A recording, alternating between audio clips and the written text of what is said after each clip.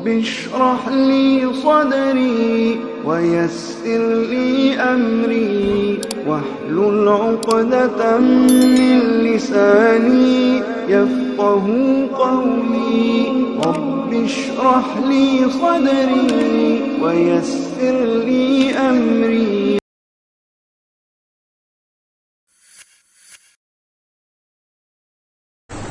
تمام قسم کی تعریفات، ہر طرح کی حمد و ثنا، بزرگی اور بڑائی اس اللہ تبارک و تعالی کے لیے لائق اور زیبا ہے جو ہمارا مالک ہے، خالق ہے، رازق ہے۔ سب سے بہترین بات اللہ تبارک و تعالی کی بات یعنی قرآن مجید ہے۔ سب سے بہترین راستہ اللہ کے نبی جناب محمد اکرم صلی اللہ علیہ وسلم کا بتایا ہوا راستہ ہے۔ دین میں نکالی ہوئی ہر نئی بات بدعت ہے، ہر بدعت گمراہی ہے، اور گمراہوں کا انجام جہنم کی دہکتی ہوئی آگ میں ہوگا۔ اس کے بعد بے شمار درود و سلام ہوں اس ہستی اقدس و مقدس پر جن کا نام نامی اسم گرامی محمد اکرم صلی اللہ علیہ وسلم ہے۔ محترم حضرات، نوجوان ساتھیوں، عزیز بچوں اور میری آواز کو سننے والی پردہ نشین ماؤں اور بہنوں، خطبہ مسنونہ کے بعد قرآن مجید کی ایک آیت کریمہ آپ حضرات کے روبرو تلاوت کی گئی۔ یہ آیت کریمہ سورۃ المؤمنون کے اندر موجود ہے۔ اللہ تبارک و تعالی نے اس آیت کریمہ کے اندر بیان فرمایا، اور ہم آسمان سے ایک اندازے کے مطابق بارش برساتے ہیں یا ایک مخصوص مقدار میں بارش برساتے ہیں۔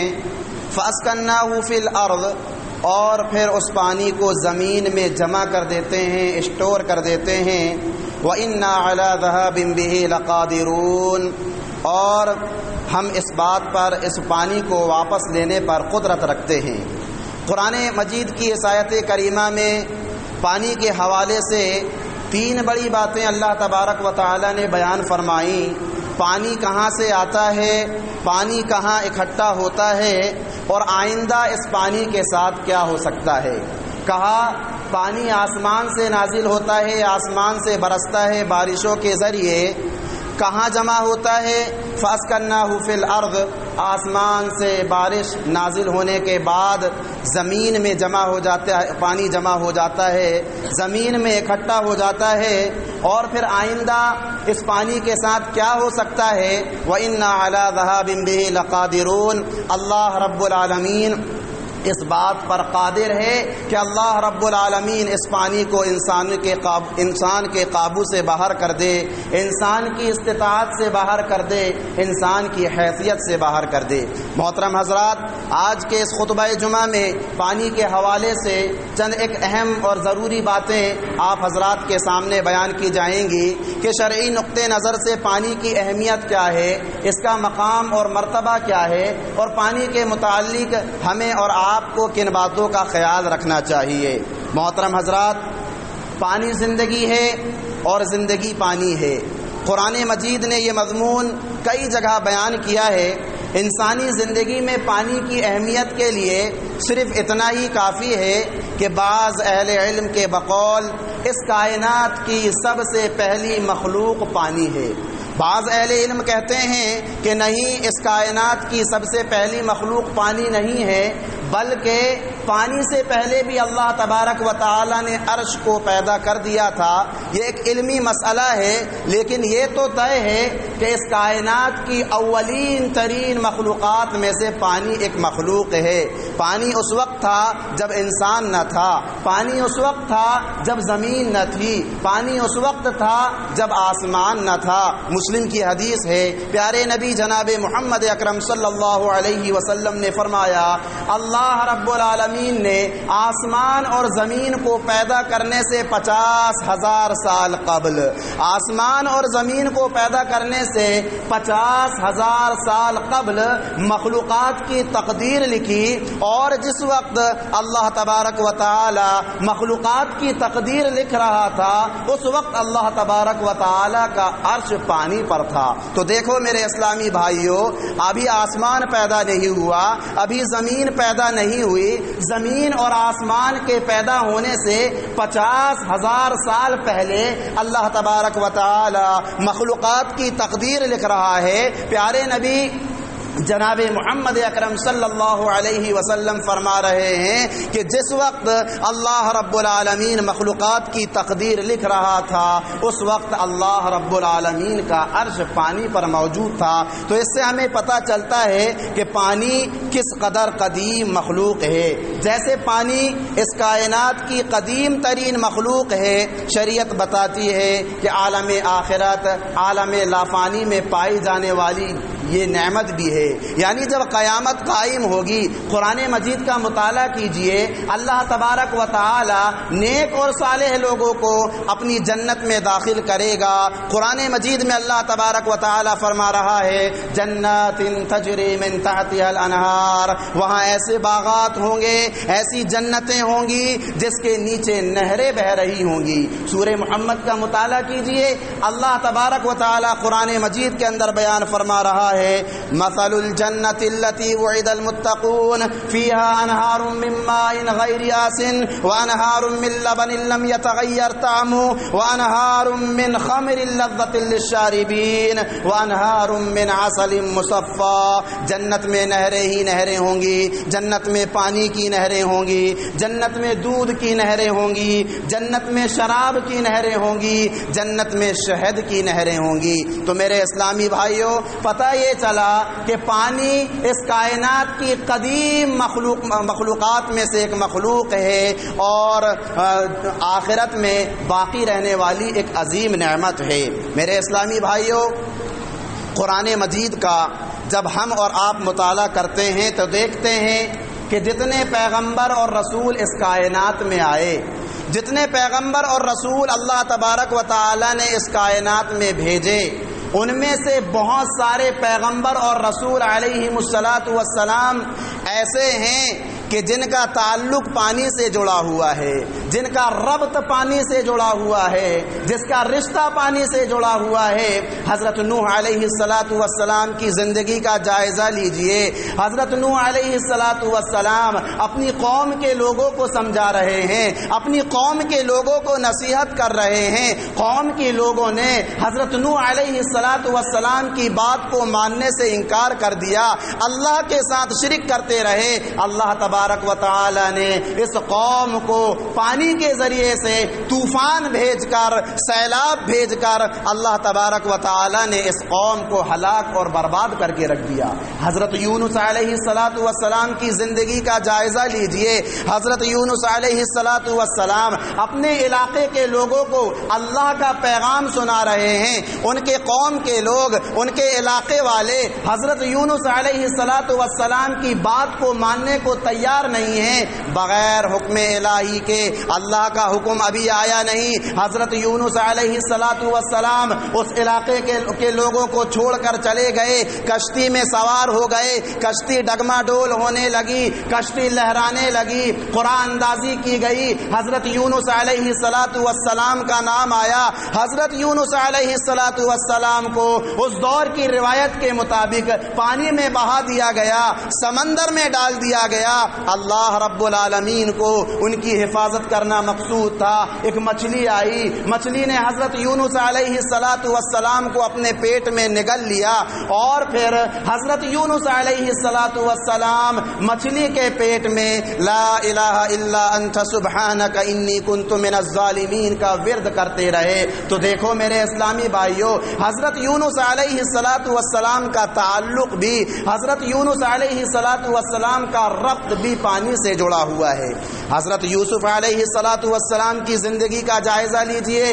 12ویں پارے میں اللہ تبارک و تعالی نے حضرت یوسف علیہ الصلاۃ والسلام کے بارے میں تفصیل سے بیان کیا ہے۔ ان کے بھائیوں نے ان کے گھر سے حضرت یوسف کو جدا کیا، باپ سے الگ کر دیا، باپ سے جدا کر کے، گھر سے جدا کر کے کنویں میں لا کر ڈال دیا۔ اللہ تبارک و تعالی نے حضرت یوسف علیہ الصلاۃ والسلام کو کنویں سے نکلوایا، مصر کے بازار میں بیچے گئے اور پھر وہاں اللہ رب العالمین نے ان کے ساتھ امتحانات بھی لیے اور انہیں انعامات سے نوازا۔ اسی طرح سے حضرت موسیٰ علیہ الصلاۃ والسلام کی زندگی کا جائزہ لیجئے۔ حضرت موسیٰ علیہ الصلاۃ والسلام اس دور میں پیدا ہوئے جس دور میں فرعون کی پولیس، فرعون کا لشکر قوم بنو اسرائیل کو قتل کر رہی تھی، ان کی ماؤں کے سامنے ان کے لڑکوں کو ذبح کر رہی تھی، ایسے دور میں حضرت موسیٰ علیہ السلام پیدا ہوئے۔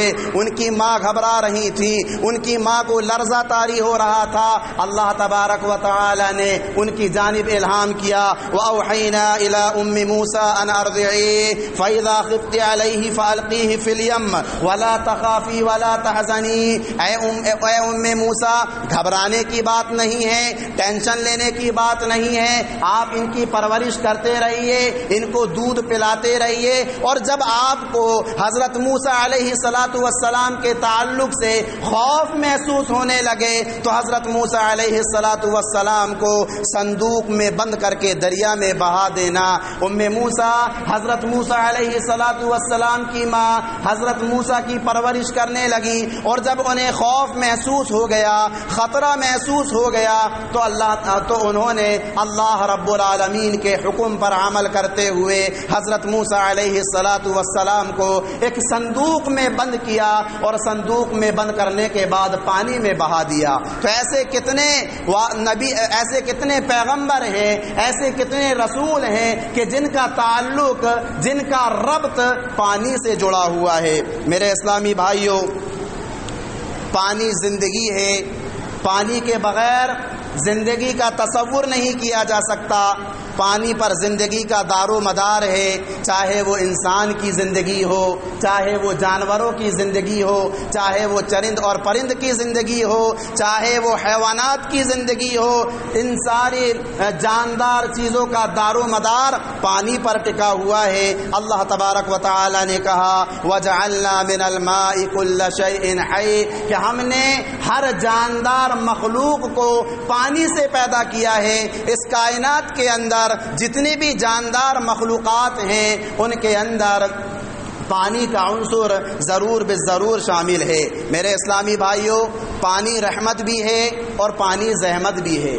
پانی رحمت بھی ہے اور پانی زحمت بھی ہے۔ پانی رحمت کب بنتا ہے اور پانی زحمت کب بنتا ہے؟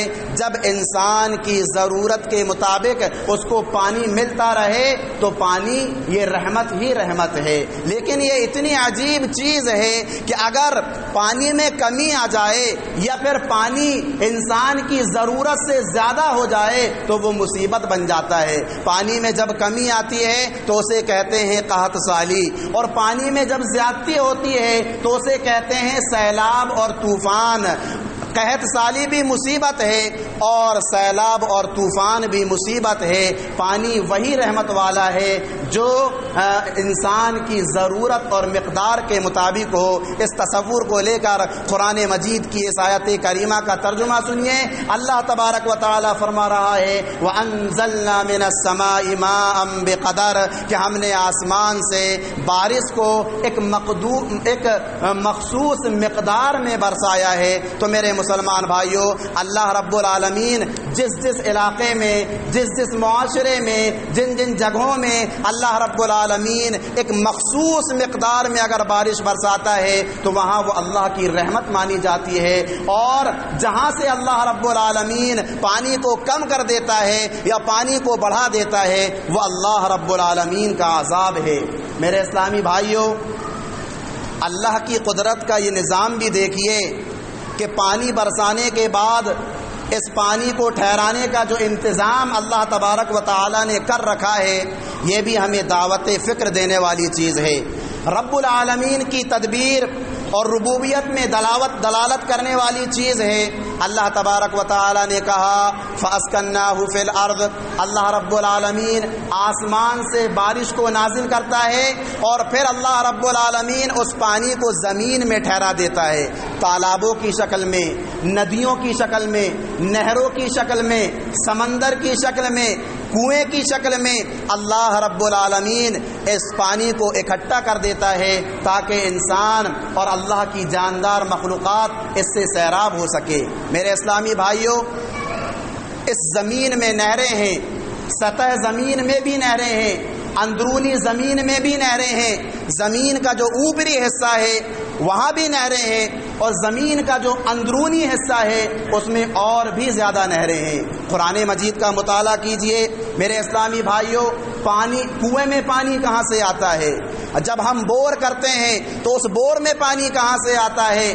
تالابوں میں پانی کہاں سے آتا ہے؟ ظاہر سی بات ہے زمین کے اندر جو نہریں اللہ تبارک و تعالی نے جاری کر رکھی ہیں ان نہروں سے اللہ رب العالمین پانی نکالتا ہے۔ اللہ رب العالمین قرآن مجید کے اندر فرما رہا ہے امن جعل الارض قرارا وجعل خلالها انہارا، وہ کون ہے جس نے اس جگہ کو جائے قرار بنایا؟ وہ کون سی ذات ہے جس نے مخلوقات کے رہنے اور بسنے کے لیے اس زمین کو بنایا؟ اور وہ کون ہے جس نے زمین کے اندر نہریں جاری کی؟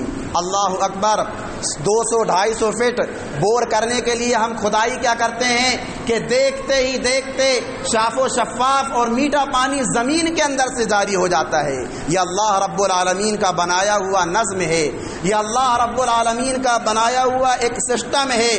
قرآن چیلنج کے انداز میں انسانوں سے کہتا ہے وَأَرْسَلْنَا الرِّيَاحَ لَوَاقِحَ فَأَنزَلْنَا مِنَ السَّمَاءِ مَاءً فَأَسْقَيْنَاكُمُوهُ وَمَا أَنْتُمْ لَهُ بِخَازِنِينَ۔ اے لوگو، ہم نے ہوائیں بھیجیں جو بادلوں کو اٹھائے پھرتی ہیں اور انہی بادلوں میں سے ہم پانی برساتے ہیں، پانی برسا کر تمہیں پلاتے ہیں۔ اے انسانوں، تمہارے اندر کہاں سے یہ طاقت ہے؟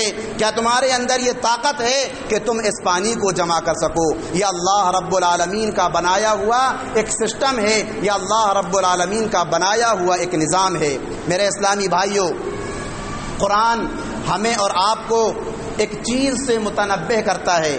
قرآن کہتا ہے کہ دیکھو، اس پانی تک تمہاری رسائی، اس پانی تک تمہاری پہنچ تبھی ہو سکتی ہے جب وہ زمین کے اندر ایک سطح تک ہو، اس کی ایک مقرر سطح ہے، اس مقرر سطح تک اگر پانی ہوگا تو ہم بڑی آسانی کے ساتھ جو ہے زمین کے اندر کا پانی حاصل کر سکتے ہیں۔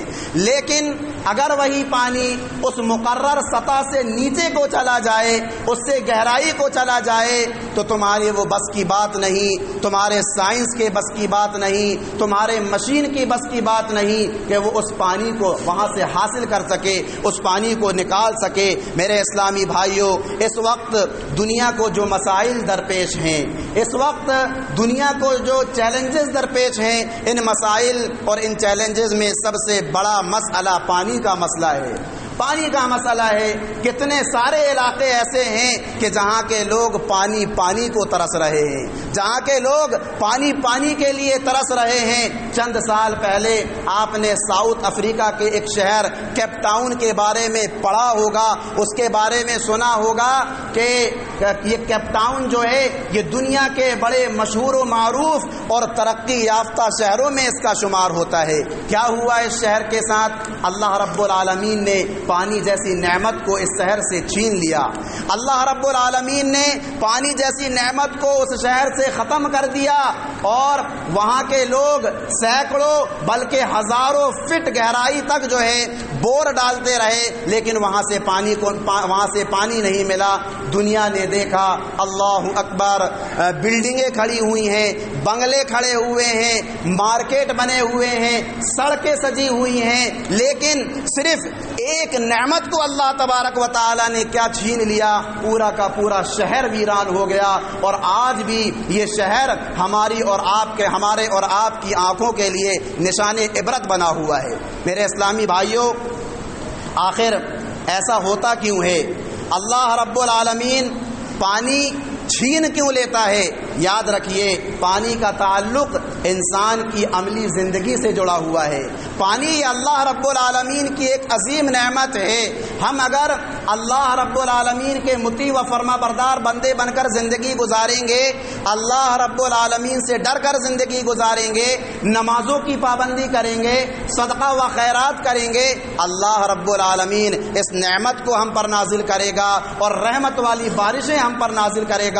لیکن اگر اگر ہم جو ہے نافرمانی کرنے لگیں، اپنی مرضی کے مطابق زندگی گزارنے لگیں، نمازوں کی پابندی نہیں، صدقہ و خیرات ہم ادا نہیں کرتے، زکوٰۃ دینا اگر ہم بند کر دیں، تو پھر اللہ رب العالمین مختلف شکلوں میں عذاب بھیجتا ہے، اور ان مختلف شکلوں میں سے ایک شکل اللہ رب العالمین پانی جیسی نعمت کو چھین لیتا ہے۔ اللہ کے نبی جناب محمد اکرم صلی اللہ علیہ وسلم نے فرمایا، انسانوں تمہارے گناہ ایسے ہیں، تمہاری معصیتیں ایسی ہیں کہ اللہ رب العالمین آسمان سے ایک قطرہ بارش بھی نہ برسائے، لیکن اللہ رب العالمین دنیا میں اور بھی مخلوقات ہیں، جانور ہیں، چرند پرند ہیں، کیڑے مکوڑے ہیں، ان کی وجہ سے اللہ رب العالمین زمین میں بارش برساتا ہے۔ اسی طرح سے اللہ کے نبی نے فرمایا، جس معاشرے کے مالدار، جس معاشرے کے صاحب حیثیت لوگ اگر اپنے مال سے زکوٰۃ دینا بند کر دیں، اپنے مال سے صدقہ و خیرات کرنا بند کر دیں، اپنے مال سے خیر کا کام کرنا بند کر دیں، اللہ رب العالمین مختلف شکلوں میں ان پر عذاب نازل کرتا ہے، اور ان مختلف شکلوں میں سے ایک شکل پانی کی شکل ہوتی ہے۔ یا تو اللہ رب العالمین انہیں قحط سالی کے عذاب میں مبتلا کر دیتا ہے، یا اللہ رب العالمین ان کی ضرورت سے زیادہ ان پر جو ہے پانی نازل کر دیتا ہے، سیلاب کی زد میں آ کر، طوفان کی زد میں آ کر ایسے لوگ ہلاک اور برباد ہو جاتے ہیں۔ اسی لیے میرے اسلامی بھائیوں، قرآن کہتا ہے پانی چاہتے ہو، پانی اگر چاہتے ہو، پانی جیسی عظیم نعمت کو اگر چاہتے ہو، اپنے گناہوں کا احساس کرو، اپنے گناہوں کا اعتراف کرو، اور اعتراف کرنے کے ساتھ ساتھ کثرت سے اللہ رب العالمین سے استغفار کرو، اللہ رب العالمین سے توبہ کرو۔ قرآن مجید میں اللہ تبارک و تعالیٰ نے فرمایا، فَقُلْتُ اسْتَغْفِرُوا رَبَّكُمْ إِنَّهُ كَانَ غَفَّارًا۔ حضرت نوح علیہ السلام اپنی قوم کے لوگوں کو نصیحت کرتے ہوئے سمجھا رہے ہیں، اے میری قوم کے لوگوں، تم اللہ رب العالمین سے استغفار کرو، اللہ رب العالمین گناہوں کو معاف کرنے والا ہے۔ تم اگر اللہ سے استغفار کرو گے، اپنے گناہوں کی معافی مانگو گے، یرسل السماء علیکم مدرارا، اللہ رب العالمین آسمان سے رحمت والی بارش کو نازل کر دے گا۔ تو میرے مسلمان بھائیوں، اگر ہم سدھرے رہیں گے، اگر ہم اللہ کے مطیع و فرما بردار بن کر رہیں گے، اللہ رب العالمین پانی جیسی نعمت کو ہم پر پانی جیسی نعمت سے ہمیں محروم نہیں کرے گا، اور اگر ہم بگڑ جائیں گے، اللہ کی نافرمانی کریں گے، تو اللہ رب العالمین اس عظیم نعمت سے ہمیں اور آپ کو محروم کر دے گا۔ میرے مسلمان بھائیوں، پانی کے حوالے سے چند اہم بنیادی تعلیمات شریعت نے ہمیں اور آپ کو بتائی ہے کہ ہمیں پانی کے تعلق سے کن کن باتوں کا خیال رکھنا چاہیے۔ سب سے پہلی بات تو یہ ہے کہ جب پانی زندگی ہے اور زندگی کا انحصار پانی پر ہے، تو شریعت کہتی ہے کہ پانی بیچنا جائز نہیں۔ شریعت کہتی ہے پانی بیچنا جائز نہیں۔ اللہ کے نبی جناب محمد اکرم صلی اللہ علیہ وسلم نے فرمایا کہ 3 چیزیں ایسی ہیں کہ جس پر سارے لوگوں کا حق ہے۔ پہلی چیز پانی، دوسری چیز گھاس، اور تیسری چیز آگ۔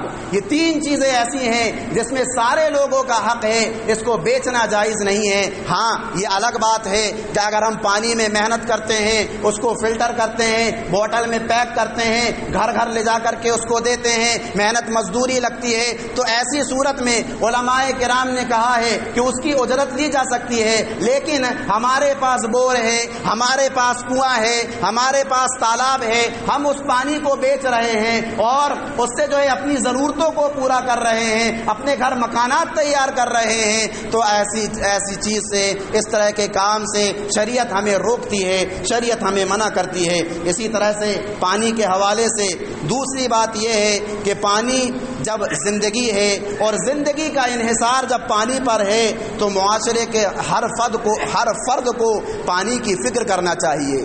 معاشرے کے ہر فرد کو پانی کی فکر کرنی چاہیے، اس لیے کہ پانی پیا جاتا ہے، صاف صفائی کے لیے استعمال کیا جاتا ہے، طہارت کے لیے استعمال کیا جاتا ہے، انسان پانی سے غسل کرتا ہے، انسان پانی سے اپنے کپڑوں کو دھوتا ہے، انسان پانی سے برتن صاف کرتا ہے، بہت سارے استعمالات ہیں پانی کے۔ لہذا جب پانی انسان کی غذا بھی ہے اور بہت ساری ضرورتوں سے جڑی ہوئی ہے، تو شریعت کہتی ہے کہ پانی کو صاف ستھرا رکھا جائے، پانی کو صاف ستھرا رکھا جائے، وہ جہاں بھی ہو، تالاب میں ہو تو بھی صاف ستھرا رکھو، نہر میں ہو تو بھی اس کو صاف ستھرا رکھو، کہیں پر بھی ہو پانی کو صاف ستھرا رکھا جائے۔ اللہ کے نبی جناب محمد اکرم صلی اللہ علیہ وسلم نے فرمایا کہ تم پانی میں پیشاب نہ کرو، اور خاص طور سے اللہ کے نبی نے فرمایا کہ ٹھہرے ہوئے پانی میں پیشاب نہ کرو۔ کیوں؟ اس لیے کہ ثم یغتسل فیہ، آج تم اس پانی میں پیشاب کر رہے ہو سکتا ہے کل اس پانی سے تمہیں غسل کرنے کی ضرورت محسوس ہو جائے۔ آج تم اس پانی میں کچرا ڈال رہے ہو، غلاظتیں ڈال رہے ہو سکتا ہے کہ اس پانی کی ضرورت تمہارے اپنے بھائی کو ہو جائے۔ اس لیے شریعت یہ کہتی ہے کہ پانی کو صاف ستھرا رکھنا چاہیے، ہر طرح کی غلاظت، ہر طرح کی گندگی اور ہر طرح کے میل اور کچیل سے پانی کو صاف رکھنے کی کوشش کرنی چاہیے۔ یہ شریعت کی تعلیم ہے۔ اسی طرح سے تیسری تعلیم پانی کے تعلق سے شریعت کہتی ہے کہ پانی کی حفاظت کرنا چاہیے، پانی کی حفاظت کرنا چاہیے، پانی میں اسراف نہیں کرنا چاہیے، پانی میں فضول خرچی نہیں کرنا چاہیے۔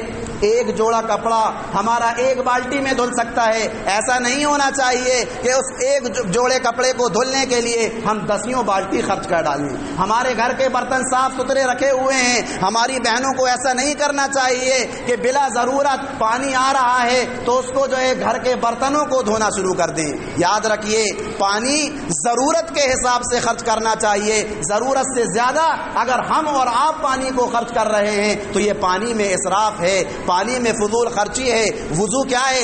وضو یہ ایک عبادت ہے، نماز کے لیے ضروری ہے۔ اللہ کے نبی جناب محمد اکرم صلی اللہ علیہ وسلم نے وضو کے تعلق سے بیان فرمایا کہ وضو کرتے وقت ہر اعضاء کو 1 مرتبہ دھلو یا 2 مرتبہ دھلو، یا زیادہ سے زیادہ دھلنا ہے تو 3 مرتبہ دھلو۔ اللہ کے نبی جناب محمد اکرم صلی اللہ علیہ وسلم نے فرمایا جو بھی شخص وضو کرتے ہوئے اپنے اعضاء کو 3 مرتبہ سے زائد ہوتا ہے، اللہ کے نبی نے فرمایا کہ اس نے اچھا کام نہیں کیا، اس نے حد سے تجاوز کیا، اس نے اپنے اوپر ظلم کر لیا۔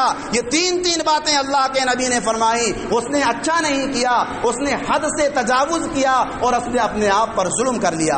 وضو ایک سنت ہے۔ پیارے نبی جناب محمد اکرم صلی اللہ علیہ وسلم جب وضو کرنے کے لیے بیٹھتے تھے تو 1 مد پانی یعنی کہ آدھا لیٹر پانی سے کچھ زیادہ پانی میں پیارے نبی وضو کر لیا کرتے تھے، اور چند مد پانی میں اللہ کے نبی جناب محمد اکرم صلی اللہ علیہ وسلم غسل کر لیا کرتے تھے۔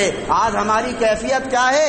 آج ہماری صورتحال کیا ہے؟ ہم وضو کرنے کے لیے بیٹھتے ہیں، ابتدائے وضو سے ہی ہم ٹوٹی کو کھول دیتے ہیں، پانی بہتا رہتا ہے، وضو کے آخر تک ہم پانی بہاتے رہتے ہیں، لوگوں سے بات بھی کرتے رہتے ہیں۔ غسل کرنے کے لیے اگر غسل خانے میں داخل ہو گئے 1 بالٹی پانی میں ہم اچھے طرح سے غسل کر سکتے ہیں، لیکن 10 بالٹی پانی ہم اپنے جسم کے اوپر بہا دیتے ہیں۔ یہ پانی میں اسراف ہے، یہ پانی کی فضول خرچی ہے، اور قیامت کے روز اللہ رب العالمین کے یہاں اس کا حساب دینا پڑے گا۔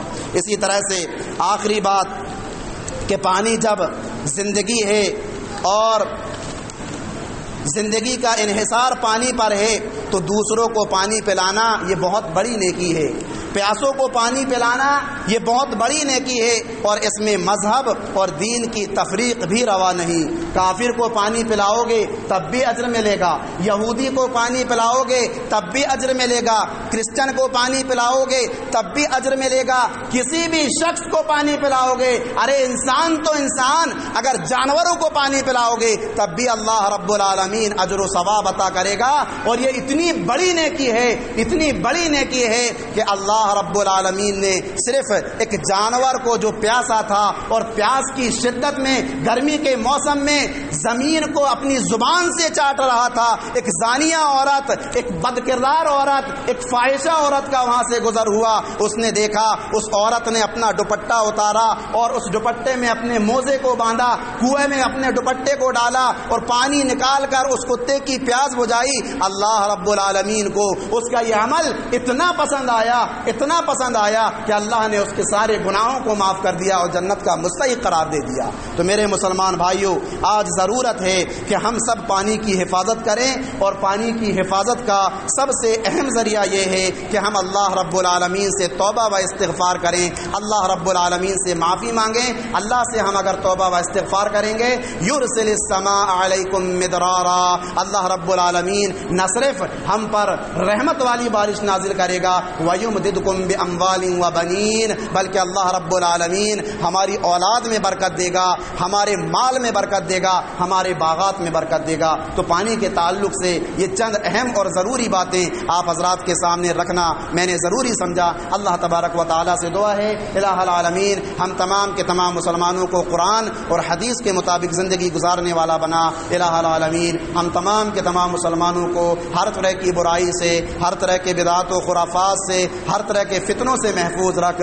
الہ العالمین ہمارے وہ بھائی، ہماری وہ بہنیں جو بیمار ہیں، جو حادثات کا شکار ہو چکے ہیں، پروردگارہ تو نے شفائے کاملہ عاجلہ عطا فرما۔ الہ العالمین ہمارے وہ بھائی، ہماری وہ بہنیں جو اس دنیا سے رخصت ہو گئے، پروردگارہ تو ان کے گناہوں کو معاف کر دے، ان کی نیکیوں کو قبول کر لے، ان کی قبر کو جنت کا باغیچہ بنا دے۔ الہ العالمین ہم تمام کے تمام مسلمانوں کو بروز قیامت جہنم کی دہکتی ہوئی آگ سے بچا کر اپنی جنت میں داخل فرما۔ آمین ثم آمین۔ وآخر دعوانا ان الحمد للہ رب العالمین۔